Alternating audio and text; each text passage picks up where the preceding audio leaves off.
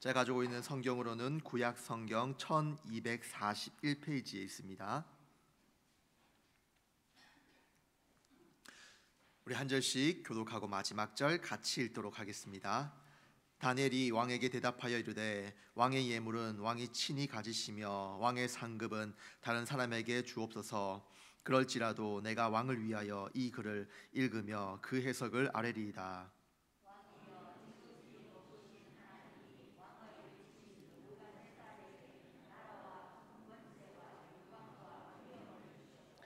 그에게 큰 권세를 주셨으므로 백성들과 나라들과 언어가 다른 모든 사람들이 그의 앞에서 떨며 두려워하였으며 그는 임의로 죽이며 임의로 살리며 임의로 높이며 임의로 낮추었더니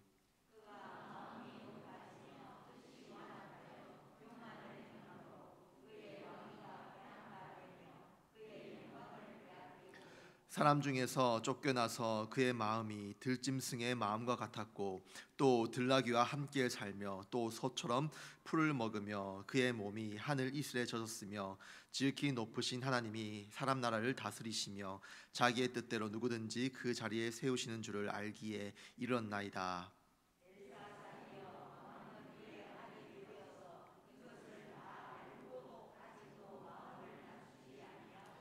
도리어 자신을 하늘의 주제보다 높이며 그의 성전 그릇을 왕 앞으로 가져다가 왕과 귀족들과 왕후들과 후궁들이 다 그것으로 술을 마시고 왕이 또 보지도 듣지도 알지도 못하는 금, 은, 구리, 쇠와 나무, 돌로 만든 신상들을 찬양하고 도리어 왕의 호흡을 주장하시고 왕의 모든 길을 작정하시는 하나님께는 영광을 돌리지 아니한지라.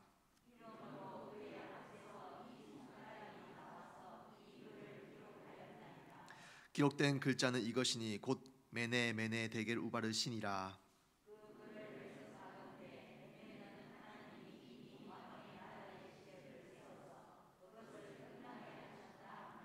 데겔은 왕을 저울에 달아보니 부족함이 보였다 하미요.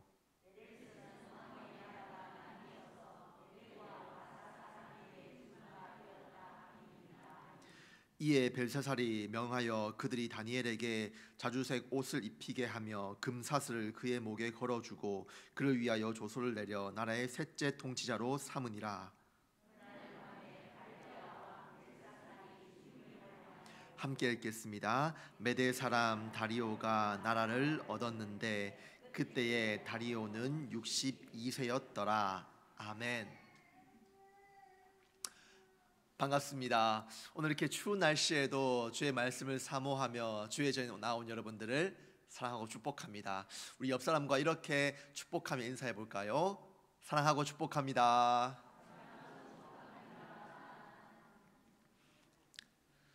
혹시 여러분들은 영화 보는 것을 좋아하십니까? 저는 영화 보는 것을 좋아하는데요. 특별히 마블 시리즈를 좀 좋아합니다. 어떤 영화가 있냐면 그 아이언맨, 캡틴 아메리카, 스파이더맨 이런 영웅들이 나오는 히어로물들도 참 좋아하는데요. 최근에 한국 배우가 이 마블 시리즈에 출연을 했습니다. 등치가 굉장히 큰 마동석이라는 배우인데요. 이 배우가 영웅이 되어서 괴물의 기싸대기를 후려치는 아주 통쾌한 명장면이 있었습니다. 그래서 짧지만 이 시간 한번 영화를 같이 한번 봐볼까요? 네, 영화가 준비되어 있습니다.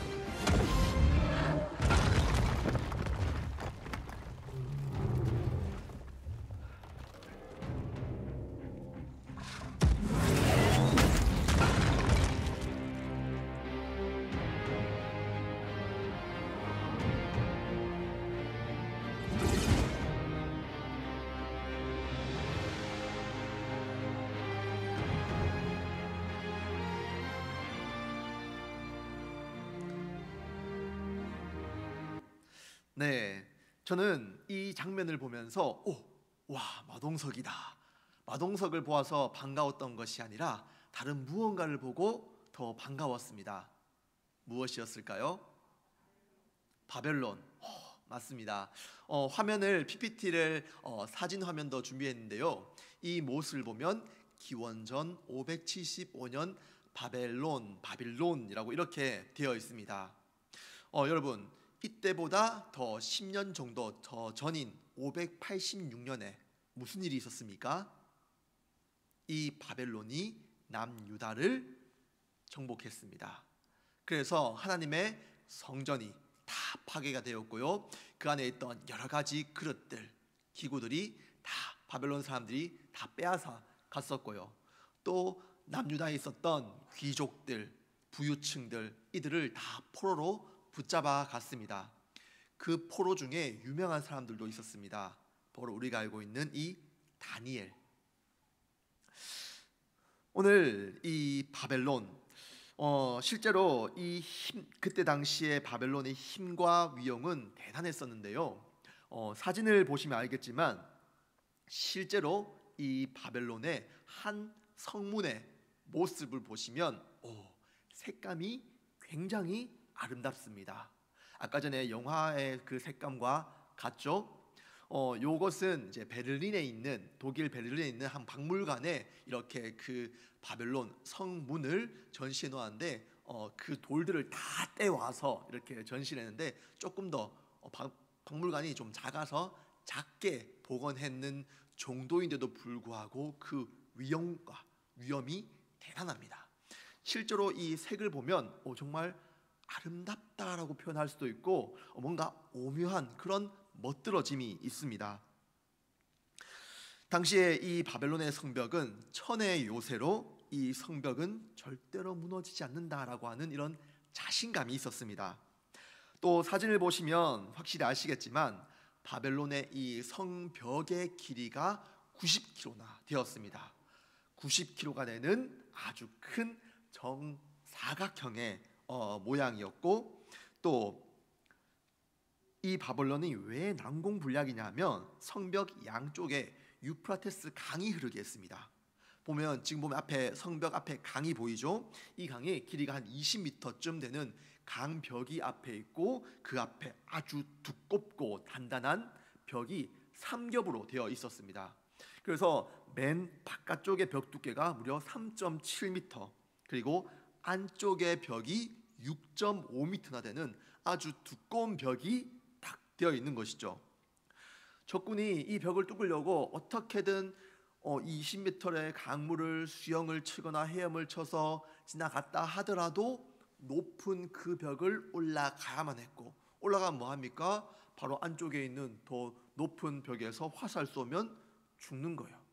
뚫을 수가 없는 천의 요새가 바로 이 바벨론의 성벽입니다. 이 성벽은 적군에게 단 한 번도 뚫린 적이 없습니다. 그런데 바벨론 제국은 어떻게 해서 멸망하게 되었을까요? 조금 후에 말씀드리도록 하겠습니다. 바벨론은요, 자신이 있었어요. 적군에게 포위를 당한다 하더라도 가지고 있는 식량으로 우리는 10년을 버틸 수 있다. 자신만했죠. 충분히 자신만할 수 있습니다. 그래서 오늘 이 다니엘서 5장 1절에 있는 이 벨사살 왕은 전쟁 중임에도 불구하고 1000명의 VIP들, 1000명의 귀족들을 다 불러다가 술 파티를 벌이는데요. 우리 한번 다니엘서 5장 1절 말씀 우리 한 목소리로 같이 읽도록 하겠습니다. 시작. 벨사살 왕이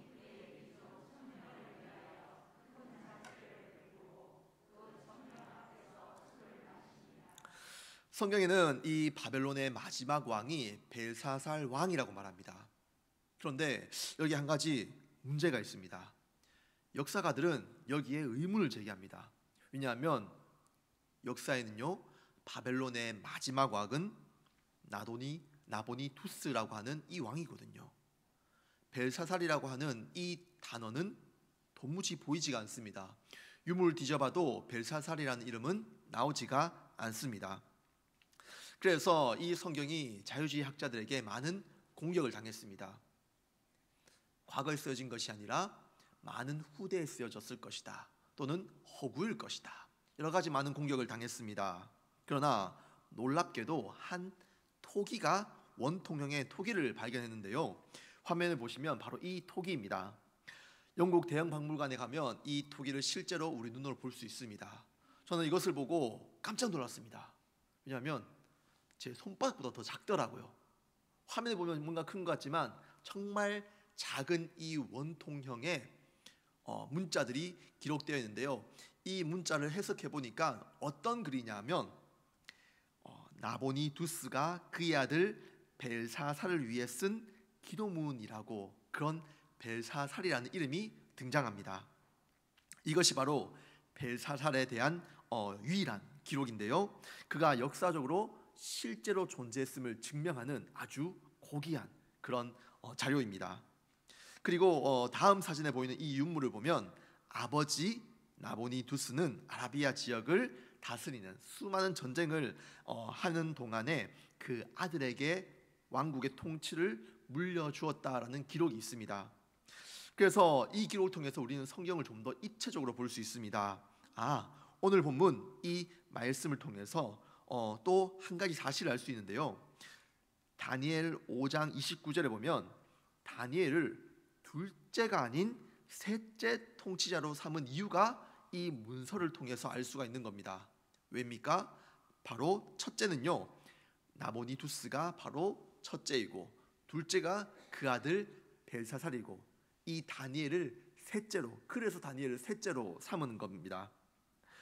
성경은 끊임없이 공격당하고 있습니다. 야, 이거 성경 호구 아니냐? 신화 아니냐? 그러나 성경은 끊임없이 증명되고 있습니다. 예수님의 말씀처럼 사람이 침묵하면 돌들이 소리를 지를 것이라는 그 말씀과 같이 고고하게 발전하면서 성경이 진리라는 사실이 점점 증명되고 있는 것입니다. 오늘 이 나보니두스의 아들 벨사살 왕은요, 정말 방탕하고 교만의 끝을 달리는 그런 왕이었습니다. 오늘 지금 이 귀족들을 다 불러서 지금 술판을 벌리고 있는데, 그때 이 벨사살 왕은 한 가지 아이디어가 생각이 났습니다. 어떤 생각인지 우리 한번 다니엘 5장 2절 말씀을 같이 읽어보았으면 좋겠습니다. 5장 2절 말씀 같이 읽도록 하겠습니다. 시작. 벨사살이 술을 마실 때에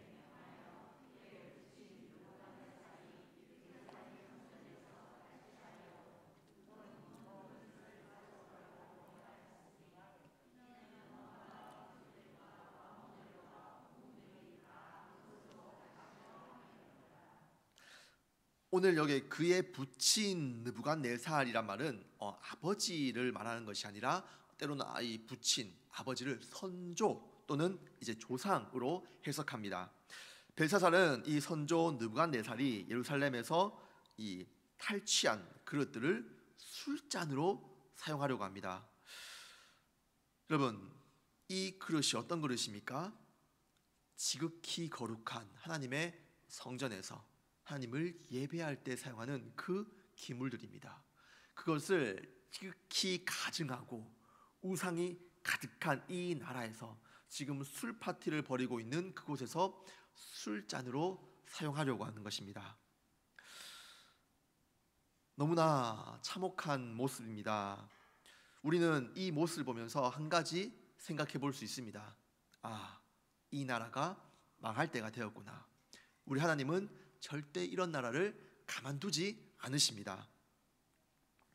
하나님은 하나님의 이 존귀함을 땅에 짓밟는 이런 나라를, 또 이런 왕을 그냥 내버려 두시지 않습니다. 이 나라는 이제 망했구나, 우리는 충분히 짐작할 수 있습니다. 아마도 이 벨사살 왕은 여러 귀족들 앞에서 자신의 힘과 위엄을 자랑하고 싶었겠죠. 지금은 전쟁 중입니다. 그러나 우리의 이 튼튼한 성벽은 무너지지 않는다. 우리는 지금 안전하다. 이런 것을 뭔가 이 퍼포먼스를 통해서 많은 귀족들, 힘 있는 사람들에게 보여주고 싶었을 것입니다. 내가 누구냐? 신들의 신이다. 내가 누구냐? 여러 나라들을 짓밟았고 여러 나라의 그 신들을 짓밟은 내가 그 왕이 아니냐. 그래서 이 예루살렘의 신들, 그 기굴들도 이거 지금 술잔을 사용하면서 내가 짓밟은 신 중에 하나다 라고 하면서 자랑하면서 자신을 드높이고 있는 것입니다. 이 모습은 하나님 앞에서 너무나도 가증한 모습입니다. 하나님은 이런 교만한 사람을 그냥 내버려 두지 않습니다. 즐겁게 술판을 벌이고 있는 그때에 갑자기 사람의 손가락들이 나타나서 뭔가 글자를 쓰기 시작합니다. 메네 메네 데겔 우바르신. 벨사사람은 흥청망청 술 파티를 벌이고 있다가 갑자기 이 놀라운 광경을 보고 깜짝 놀랍니다. 심장이 철컥했겠죠. 그의 얼굴은 하얗게 사색이 되어버렸습니다. 그의 다리는 자기가 주체할 수 없을 정도로 두 다리는 후두루들 떨리고 있습니다. 도대체 저 손가락이 무엇인가? 아니, 저게 써있는 저 벽에 글은 무슨 뜻인가? 너무나 궁금했을 것입니다. 그러나 그 뜻을 해석해 줄 수 있는 어떠한 술사도 점쟁이도 아무도 없었습니다. 사실 이 글을 읽을 수는 있습니다. 그런데 조합이 안 됩니다. 도대체 무슨 뜻인지 이해가 해석이 되지 않습니다. PPT 화면을 보면요, 이 메네라고 하는 말은 세어보았다, 데겔이란 말은 달아보았다, 우는 접속사 그리고라는 말이고 바르시는 나누다. 그러니까 이것을 해석해 보면, 직역하면 세어보았다, 세어보았다, 무게를 달아보았다, 그리고 나누다. 도대체 이게 무슨 말입니까? 뭔가 중요한 의미를 담고 있는 것 같긴 한데 도대체 무슨 뜻인지 도무지 해석이 되지 않는 것입니다. 누구도 이 말을 해석할 수 없습니다. 어쩌면 당연한 것이죠. 하나님이 주신 이 사인을 하나님을 알지 못하는 사람이 어떻게 해석할 수 있겠습니까? 사실 우리도 마찬가지입니다. 우리도 모두 성경을 읽습니다. 매일매일 성경을 읽죠. 어렸을 때부터 우리는 성경을 읽어왔고 또 초등학교만 졸업하면 누구나 성경은 읽을 수 있습니다. 그러나 문제는 도무지 이 말이 무슨 뜻인지 우리는 이해할 수가 없어요. 저도 어렸을 때부터 매일매일 성경을 읽었습니다. 밤마다 읽고 또 읽고 무슨 말인지 모르겠는 거예요. 도대체 이게 무슨 뜻이지? 왜 이런 말이 나와 있지? 갑자기 왜 이 사건이 등장하지? 이해가 안 됩니다. 읽을 수 있는데 이해가 안 됩니다. 그래서 하나님께 기도합니다. 하나님, 도무지 이게 무슨 말인지 모르겠습니다. 삶 속에서 좀 깨닫게 해주세요 라고 말씀을 읽고 기도하고 자면 그 다음 날 하나님께서 삶 속에서 그때 어젯밤에 읽었던 말씀이 무슨 말씀인지 깨닫게 해주십니다. 우리가 하나님을 더욱더 깊이 알고자 하면, 하나님을 더욱더 사랑하면 그 말씀을 조금씩 깨달을 수 있습니다. 마치 그 하나씩 하나씩 깨달을 때 꿀과 송이꿀처럼 더 그 말씀이 달게 느껴지는 것입니다. 우리가 하나님을 더욱더 사랑하고 그분의 뜻을 알고자 한다면, 그 말씀을 더욱더 깊이 알아간다면 그 하나님의 말씀은요, 바닥이 없는 금광과 같이 파면 팔수록 더욱더 우리는 많은 보석을 한아름 안을 수가 있을 것입니다. 하나님을 사랑하고 주의 말씀을 날마다 사랑하여서 그 말씀 뜻을 날마다 알기를 소망하고 그 말씀이 인하여서 기뻐할 수 있는 저와 여러분들 되어지기를 소망합니다. 하나님을 알지 못하는 이 술사와 점쟁이들, 당연히 그 뜻이 무슨 말인지 알지 못하죠. 그때 왕비가 다니엘을 기억하게 됩니다. 그리고 왕에게 이렇게 말하는데요, 우리 한번 다니엘 5장 12절 말씀 우리 한번 같이 읽도록 하겠습니다. 시작. 왕이 벨드사살이라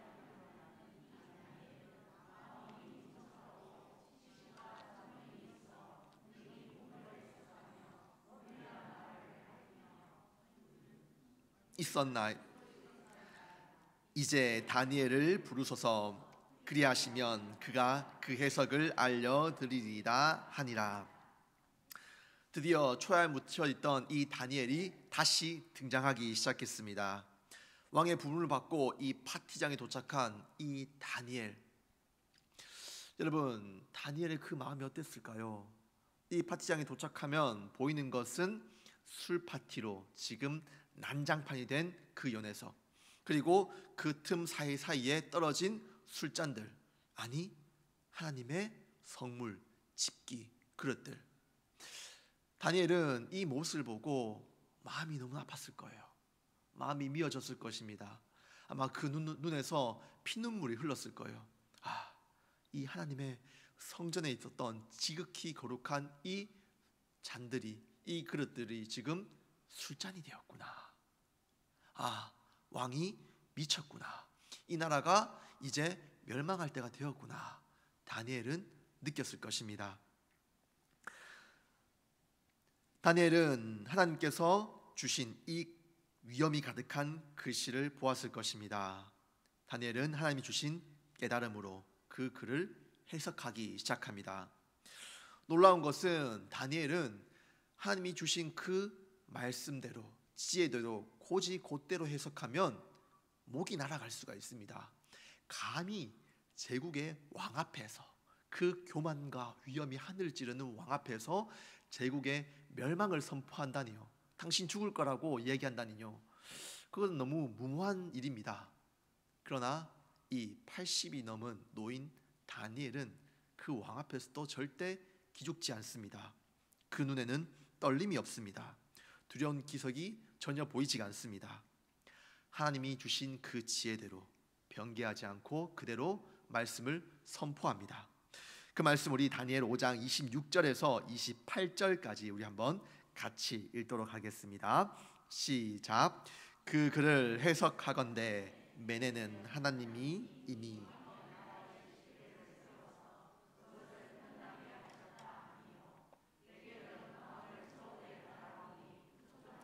보였다 함이요, 베레스는 왕의 나라가 나뉘어서 메대와 바사 사람에게 준바되었다 함이니이다 하니. 이 말 우리가 많이 들어서 아실 텐데요, 한마디로 요약하면 이 말입니다. 당신 이제 끝났습니다. 당신의 나라는 이제 끝이 났습니다.